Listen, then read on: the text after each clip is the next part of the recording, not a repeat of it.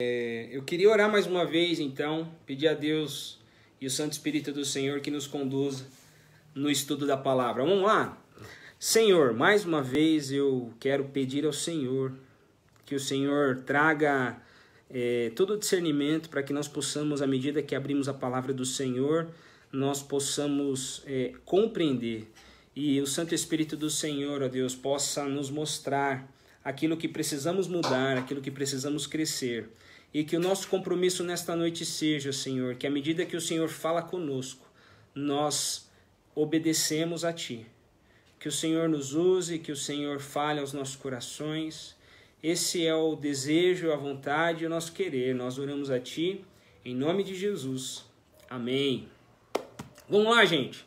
Acho que deu tempo de você pegar a sua Bíblia. Acho que deu tempo de você se acomodar bem aí. E vamos tocar o barco? Abra lá sua Bíblia em Atos capítulo 3. Nós vamos estudar aí Atos capítulo 3. E a mensagem de hoje, o tema da mensagem, fala sobre o que eu tenho para dar, ou o que você tem para dar, não é? E como a gente estava falando um pouquinho antes, o momento da pandemia é um momento bastante difícil, porque muitas pessoas, né, tiveram seus salários diminuídos, o que é motivo de agradecimento por vezes, né, porque tantas outras perderam seu emprego. Então, quando a gente fala de dar algo, em geral, a nossa mente, ela remete a dinheiro, não é? A gente pensa em recurso financeiro.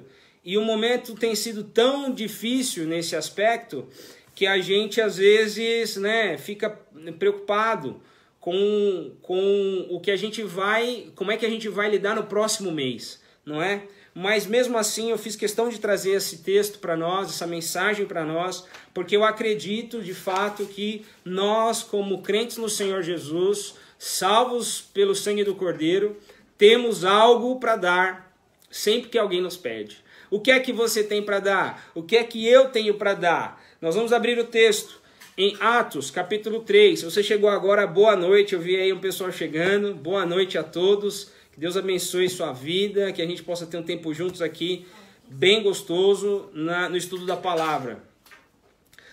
Atos, capítulo 3, a partir do verso 1. Tamo junto? Amém? Seria legal se a gente estivesse junto mesmo, né? Todo mundo ia falar amém e tal, mas enfim. Vamos em frente. Atos capítulo 3, verso 1, diz assim: Pedro e João subiam ao templo para a oração da hora nona. Era levado um homem coxo de nascença, o qual punham diariamente à porta do templo chamada Formosa, para pedir esmola aos que entravam. Vendo ele a Pedro e João, que iam entrar no templo, implorava que lhe dessem uma esmola. Pedro, fitando-o juntamente com João, disse: olha para nós. Versículo 5. Versículo 5, estamos juntos? Atos capítulo 3, verso 5. Ele os olhava atentamente, esperando receber alguma coisa. Olha só como é que está esse negócio aqui, Atos capítulo 3, nós lemos do 1 ao 5 e o resumo é o seguinte: Pedro e João, como era hábito deles, se dirigiam ao templo para orar. E chegando lá no templo, havia um homem que dia após dia, mês após mês, ano após ano, ele era colocado ali com o objetivo de pedir uma esmola, porque ele não tinha condições de trabalhar, ele era coxo desde o seu nascimento. Então ele vira para Pedro e João e fala: me dá um negócio aí, eu preciso de alguma coisa, não é? E aí Pedro e João olham para eles e Pedro fala, né? Olha para mim, né? Ele olha para nós, né? No verso 4. Gente, eu quero voltar um pouco aqui, né? E eu quero estudar um pouco a respeito da jornada de Pedro, né? Especificamente sobre Pedro. Embora Pedro e João estivessem aqui, Pedro conduz essa conversa com um homem coxo e eu quero então estudar um pouco a vida de Pedro, que por vezes se parece muito com a nossa, não é? E eu gosto muito de falar de Pedro, não é? Eu já preguei outras vezes a respeito de Pedro, e eu queria então falar um pouquinho mais sobre Pedro, né? Lembra, a ideia é que a gente chegue ao final e tenha uma compreensão do que é que eu tenho para dar, do que é que você tem para dar. Essa é a pergunta que o coxo faz para os meninos aqui, né? Faz para Pedro e João, fala, olha, eu preciso de alguma coisa. Ele implorava algo para Pedro, implorava algo para João. Então, vamos voltar um pouco na história, né? João, assim como eu e você, ele teve um encontro com Cristo. Como é que foi o encontro o encontro de Pedro com Cristo, não é? Como é que foi isso? Né? Pedro estava num dia, chegou, encostou seu barquinho. Você lembra que Pedro, ele era pescador, né? Ele tinha uma empresa de pescaria, Pedro e Pescados, ou Pedro e João e no barquinho, Pedro, Tiago e João, não é, isso é música, né? Pedro tinha uma empresa, uma empresa de pescaria. E aí ele encosta o seu barquinho lá e começa a mexer nas redes e fazer as coisas lá. E aí Jesus estava na praia. Jesus estava na praia, e se você já leu outros momentos de Jesus falando sobre o reino, falando sobre apresentando a palavra de Deus, Jesus sempre tinha muita gente perto. E a multidão começou a apertá-lo, que ele viu como uma forma de conseguir falar com o pessoal, subir no barquinho, né? E boa, pastor, boa, pescados dos irmãos, boa. Subiu no barquinho, e de quem era o barco? Era de Pedro, não é? Então, Jesus, ele prega a palavra, ele ensina o povo, e Pedro estava ali no barco só de olho, ouvindo tudo o que o mestre falava. E aí, nesse momento, ele foi tomado por tudo aquilo que ele falou, não é? Ainda por cima, na sequência, Jesus fala assim, vai e volta e lança a rede ao mar. E aí Pedro confronta Jesus e fala, Senhor, nós voltamos do mar, estava a noite toda lá, a gente conseguiu pescar nada. E aí acontece a grande pescaria, não é? E Pedro então foi tomado de alegria, né? De falar, olha, eu estou com a pessoa certa. E aí Jesus vira para Pedro e fala, você hoje é pescador de homens, mas você hoje é pescador de peixes, mas eu o farei pescador de homens. Então Pedro pega tudo, larga tudo e segue Jesus. Pedro então foi resgatado, foi salvo por Jesus naquele momento. Pedro começa a sua história com Jesus. Como é que foi a sua história com Jesus? Quando é que foi o seu momento em que você entregou a sua vida a Jesus Cristo? Como é que foi aquele momento que você entendeu e que a venda caiu? Você falou, puxa, eu preciso de Jesus Cristo. Só há uma pessoa que pode pagar o preço do meu pecado, e esse é Jesus Cristo. Como é que foi? Como é que foi o momento da sua salvação? Eu queria que você colocasse aí para mim, quando foi? Quando foi o dia? Né? Não sei se você lembra o dia, mas talvez o ano. Quando é que foi que você aceitou a Jesus Cristo como Senhor e Salvador? Como é que aconteceu esse negócio? Eu lembro que eu vou contar minha experiência bem rapidinho, né? Eu tinha, 4 para 5 anos. Sempre que eu conto essa história, meu pai arruma outra data. Eu acho que ele me enrola, mas como hoje ele nem vai poder falar nada, não escreve nada aí não, hein, pastor? Gente, mas vocês podem colocar, né? Coloca quando é que vocês foram salvos em Jesus Cristo. Eu tinha 4 para 5 anos, hoje eu tenho 20, então tem uns 15 anos atrás, brincadeira. Então, eu tinha 4 para 5 anos, e num domingo à noite, depois de participar da escola dominical, né, no domingo à noite, criança, 4 para 5 anos. O que acontece com criança depois de participar da escola dominical? A gente corria, zoneava tudo, ia brincar com as crianças, ia aproveitar que os pais estavam conversando com os outros adultos e a gente ia brincar. Não é? Mas naquele dia, eu não lembro quem era minha professora ou meu professor da escola bíblica dominical. Realmente essas coisas me falham. Mas naquele dia, o plano da salvação foi exposto na sala. E aquilo ficou ecoando no meu coração. Quando eu cheguei em casa, depois de comer, enfim, a gente fez as coisas lá, tomou banho, sei lá, enfim, fomos deitar. E aquilo ainda no meu coração, falando comigo. E eu falei, não, eu preciso resolver esse negócio, preciso aceitar Jesus e é hoje. E aí eu fui falar com meu pai. Né? O pai estava ainda assistindo TV na sala, provavelmente assistindo algum replay de futebol. E aí eu fui lá, falar, seguinte, eu queria aceitar Jesus. Não foi assim não, tá, gente? Agora eu tô falando assim, mas não foi assim não. Falei, Giba, eu tô querendo aceitar Jesus.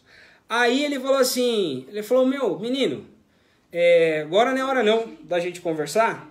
Amanhã nós conversa. Guarda isso aí, amanhã nós conversa. Vai pra cama, vai deitar, vai dormir. Agora é hora de dormir. E aí eu fui pra cama, né? E pode ser. E aí eu então fui pra cama, mas aquilo não me deixou dormir. E aí eu voltei e falei, não, rapaz, é hoje que eu preciso aceitar Jesus, né?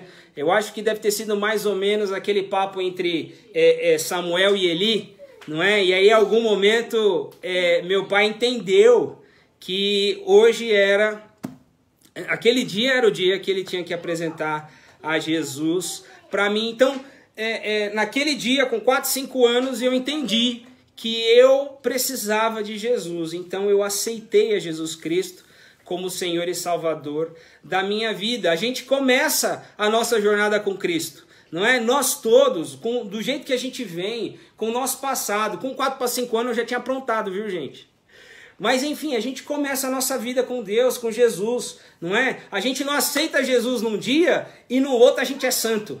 Nada mais acontece, a gente não reclama, não fala mais nada. Não é assim que funciona, não é? As coisas. A gente então é resgatado. Pedro foi resgatado, eu fui resgatado, você foi resgatado e entregou a sua vida a Jesus Cristo. Só que a gente continua, não é? E Pedro também. Pedro andava com Jesus, era discípulo de Jesus, mas Pedro também pisava na bola. Assim como a gente, né? Pedro foi confrontado por Jesus. Em certo momento, Jesus começou a falar para Pedro, falar para os discípulos, olha, importa que eu em algum momento vá para Jerusalém. É importante porque eu lá vou sofrer, os caras vão me bater, vão me machucar, e eu vou precisar morrer, porque é importante que isso aconteça para que todas as outras coisas aconteçam. Não é? E aí Pedro ouve aquilo e fala, não, chama Jesus de canto e dá um chanfre em Jesus, fala, Jesus, que papo é esse de morrer, Jesus? Nós começamos o nosso ministério agora, a multidão nos segue, a gente tem feito um monte de milagre, curas e etc.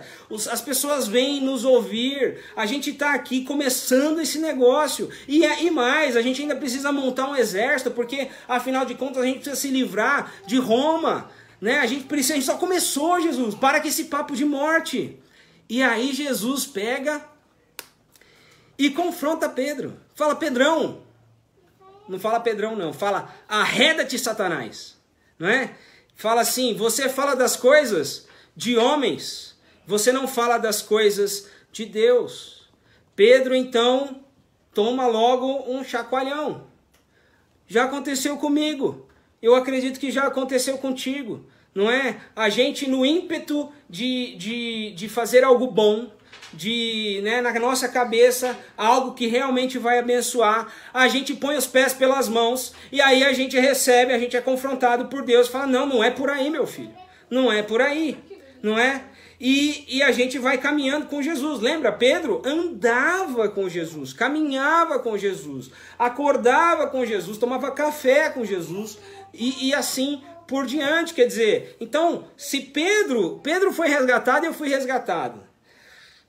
Pedro foi confrontado, eu também fui confrontado, e acredito que você também. Mas Pedro não parou por aí. Pedro, ele realmente pecou. O que ele fez? Pedro negou a Jesus. Gente do céu. Pedro negou a Jesus.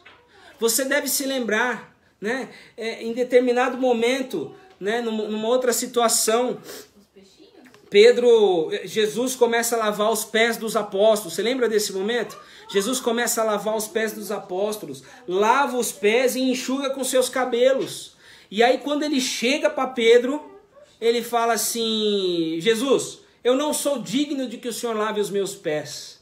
Aí Jesus devolve, fala: Pedro, se eu não te lavar os pés, você não tem parte comigo. E Pedro era tão assim, impulsivo, né? Quer dizer, é muito legal, Pedro, mas eu acho que eu faria a mesma coisa. Ele falou: não, então é o seguinte, então não lava só os pés, não, lava tudo, não é? E aí Jesus fala: não é bem assim. Eu não preciso lavar tudo. Se você já tem parte comigo, só os pés já serve, não é? E naquele momento, então, Jesus ensina a Pedro mais uma vez, confronta a Pedro mais uma vez. Mas Pedro ainda assim o nega, não é? Jesus, naquele momento em que Jesus é capturado pelos romanos, né? Na verdade, pelos judeus, né? Porque estavam querendo tirar ele de cena.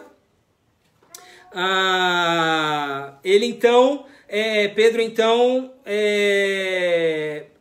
ele pega e conversando ali com o pessoal, naquele ímpeto de também resolver uma situação, o que ele faz? Ele corta a orelha de um dos soldados, né? Obrigado, querida.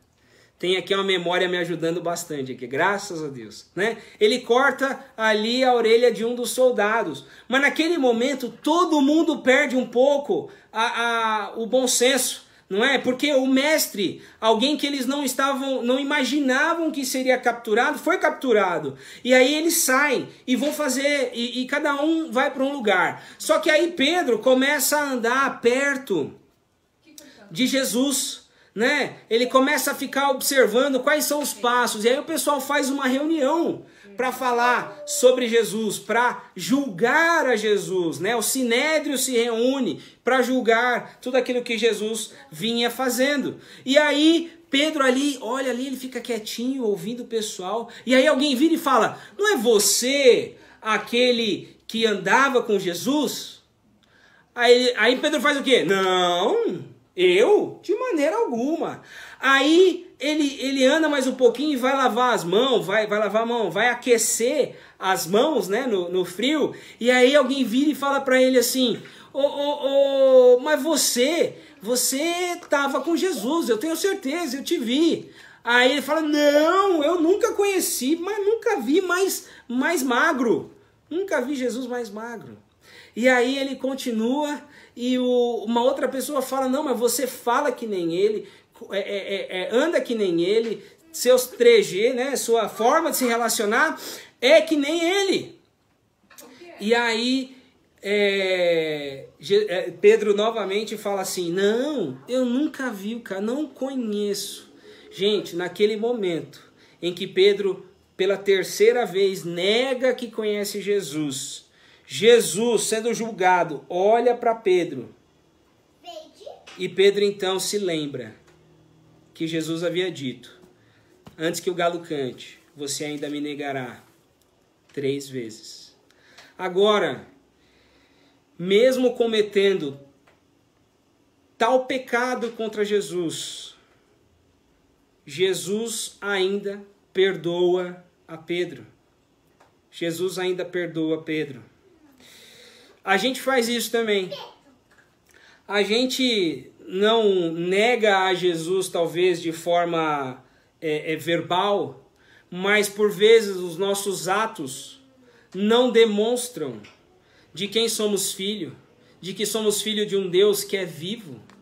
E neste momento a gente também acaba de alguma forma negando aquele que nos deu vida, aquele que nos resgatou, não é? A gente precisa ter isso, ter uma consciência clara de todas essas coisas, não é? Então, Pedro também é perdoado, e na sequência Pedro é comissionado. Como é que Jesus faz, né? Jesus, depois que morre, depois que é crucificado, ele vai atrás dos seus discípulos.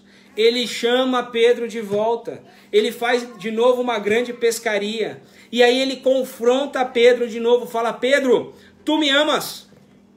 E Pedro responde o quê? Claro que eu te amo, Senhor.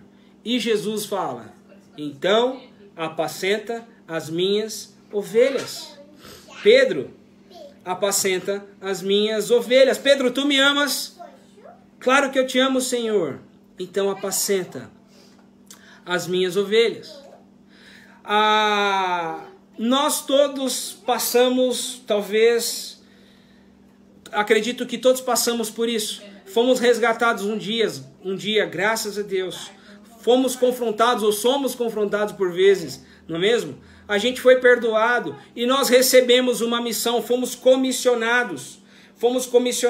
E Pedro então entende tudo aquilo que ele está envolvido, tudo aquilo que a jornada, o caminhar dele com Jesus Cristo, e tudo aquilo que ele recebeu de todos os ensinamentos e de tudo aquilo que ele pôde desfrutar da companhia de Jesus.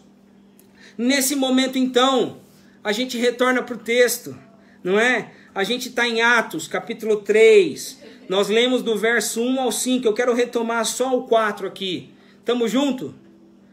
Pedro, fitando-o juntamente com João, disse: olha para nós. Ele os olhava atentamente, esperando receber alguma coisa. O que você tem para dar, Pedro? E Pedro, porém, lhe disse, verso 6... não possuo nem prata, nem ouro, mas o que eu tenho, eu te dou. Em nome de Jesus Cristo, o Nazareno, anda. E tomando-o pela mão direita, o levantou. Imediatamente os seus pés e tornozelos se firmaram. De um salto se pôs em pé, passou a andar e entrou com eles no templo, saltando e louvando a Deus.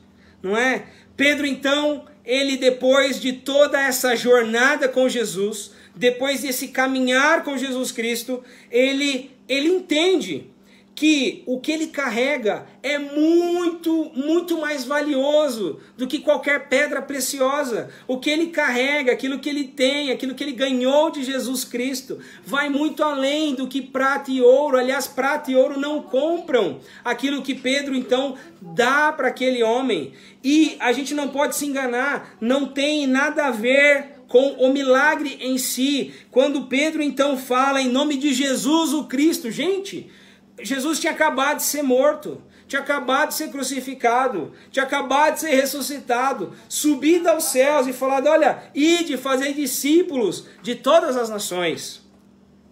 Então Pedro aqui, ele entrega, ele dá aquilo que ele tem. O que ele tem? A fé em Jesus Cristo, no Filho de Deus, que deu a vida dele por mim e por você, e deu por Pedro também.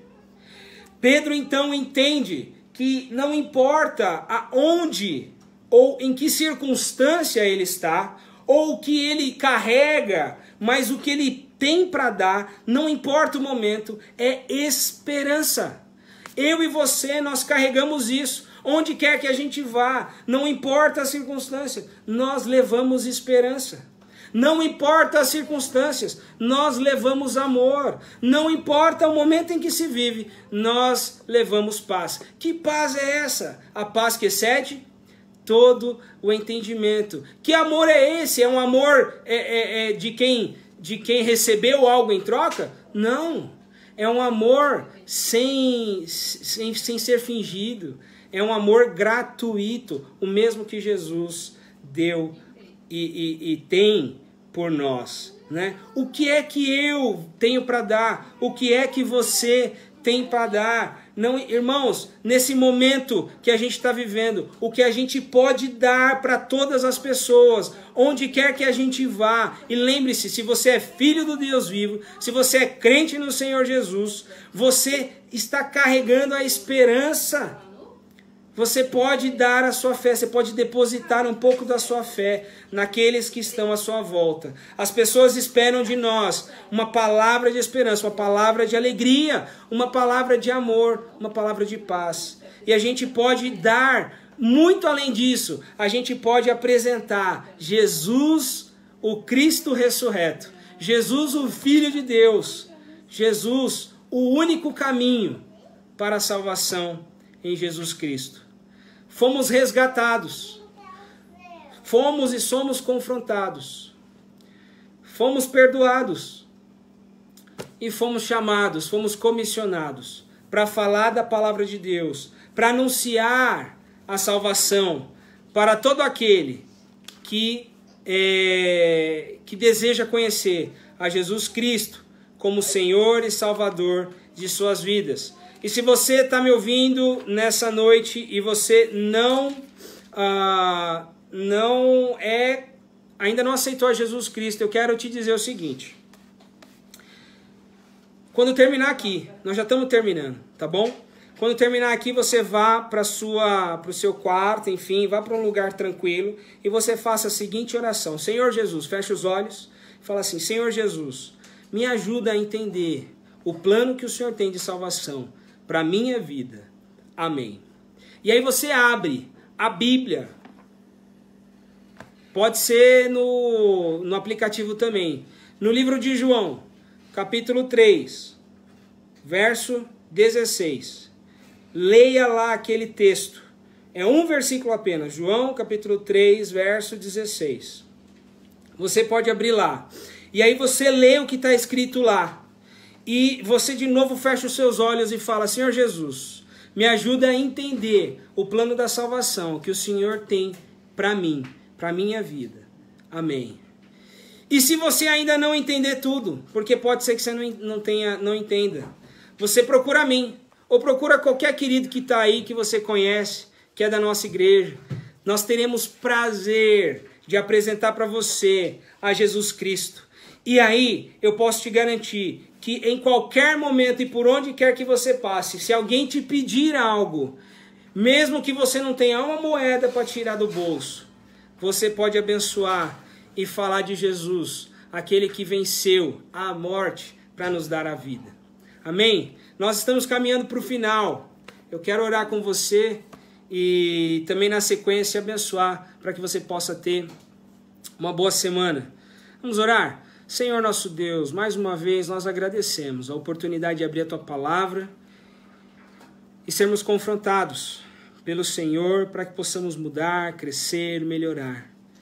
Mesmo neste momento, Senhor, difícil que estamos atravessando, nós realmente temos muito para dar e tudo isso vem das Tuas mãos, tudo isso vem de Ti, o amor que o Senhor tem por nós. É o Senhor que tem cuidado de nós e isso para nós é um verdadeiro tesouro. Que nós possamos abrir a nossa boca para falar do Deus que servimos todos os dias a quem quer que seja. Em nome de Jesus. Amém. Nós vamos aqui concluindo. O Senhor te abençoe e te guarde. O Senhor faça resplandecer o rosto sobre ti e tenha misericórdia de ti. O Senhor sobre ti levante o rosto e te dê a paz. Que Deus te abençoe, que você tenha uma semana de muita sabedoria, de vitórias. E saiba que você tem algo para dar, para oferecer. Deus é bom o tempo todo, e o tempo todo Deus é bom. Um forte abraço, a gente se vê na semana que vem. Tchau!